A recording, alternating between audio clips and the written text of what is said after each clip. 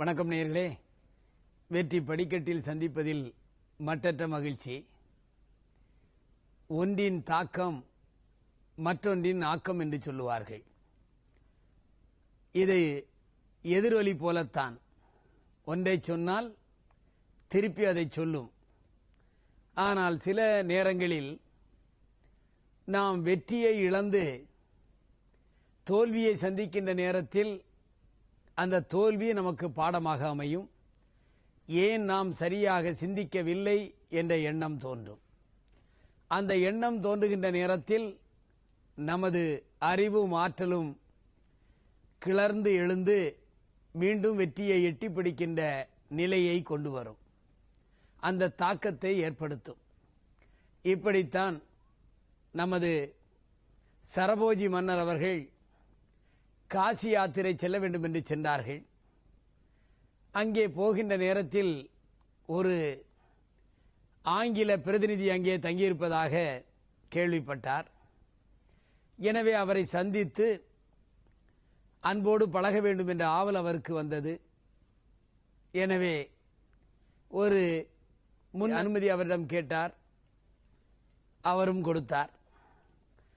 அந்த ஆங்கில பிரதிநிதி தமிழ் மன்னர் வருகிறார் என்ற உடனேயே தமிழ்நாட்டை பற்றியும் தமிழ் இலக்கியத்தை பற்றியும் நன்றாக தெரிந்து வைத்திருந்தார்.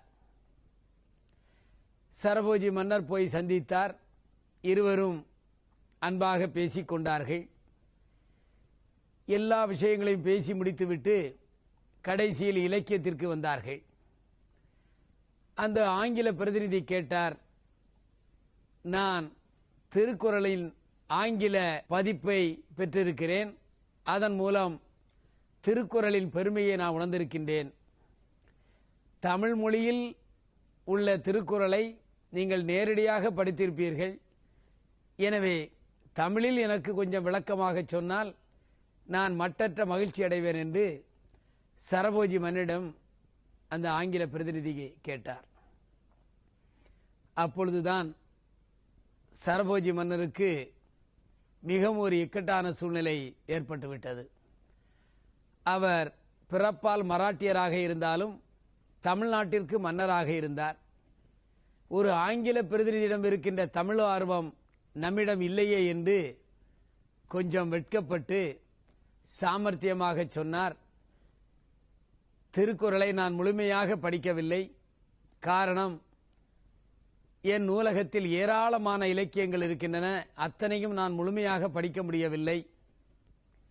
ஆனாலும் தமிழ் மொழியின் அந்த திருக்குறளை உங்களுக்கு அனுப்பி வைக்கிறேன் என்று சரபோஜி மன்னர் சொன்னார். மீண்டும் அந்த ஆங்கில பிரதிநிதி கேட்டார், இன்னும் எவ்வளவு இலக்கியங்கள் இருக்கிறதோ அத்தனையும் எனக்கு அனுப்பி வையுங்கள் என்று சொன்னார். சரபோஜி மன்னர் நாட்டிற்கு திரும்பினார். அவருக்கு மிகவும் சங்கடமான ஒரு சூழ்நிலை. நாம் அந்த இலக்கியங்களெல்லாம் சரியாக படிக்கவில்லையே, அதற்குரிய முயற்சியை எடுக்கவில்லையே என்று சொல்லி தமிழ் சுவடிகள், அச்சில் ஏறாத புத்தகங்கள், யார் யாரெல்லாம் நல்ல புலவர்களாக இருந்தார்களோ அவர்களையெல்லாம் அழைத்து தமிழ் இலக்கியங்களையும் தமிழ் புத்தகத்தின் தன்மையும் நன்றாக தெரிந்து கொண்டு எல்லா புத்தகங்களையும் சேகரித்து ஒரு இடத்தில் வைத்தார்.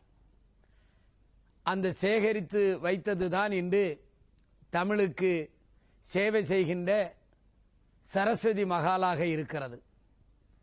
சரஸ்வதி மகாலில் பண்டைய சுவடி முதல் தற்கால தமிழ் வரை மிகவும் பாதுகாப்பாக வைத்திருக்கிறது என்று சொன்னால் அதற்கு சரபோஜி மன்னர் தான் காரணம். தமிழ்நாட்டிற்கு வந்து அந்த ஆங்கில பிரதிநிதிக்கு திருக்குறளையும் மற்றும் புத்தகங்களையும் அவர் அனுப்பி வைத்தார். எனவே வாழ்க்கையில் நாம் தெரிந்து வைத்துக் கொள்ள வேண்டும்.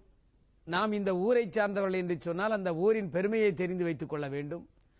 தமிழ்நாட்டை சார்ந்தவர்கள் என்று சொன்னால் தமிழ்நாட்டின் பெருமை, அதன் இலக்கிய பெருமைகளெல்லாம் நாம் புரிந்து வைத்திருந்தால் யார் எதை கேட்டாலும் நாம் பதில் சொல்லலாம்.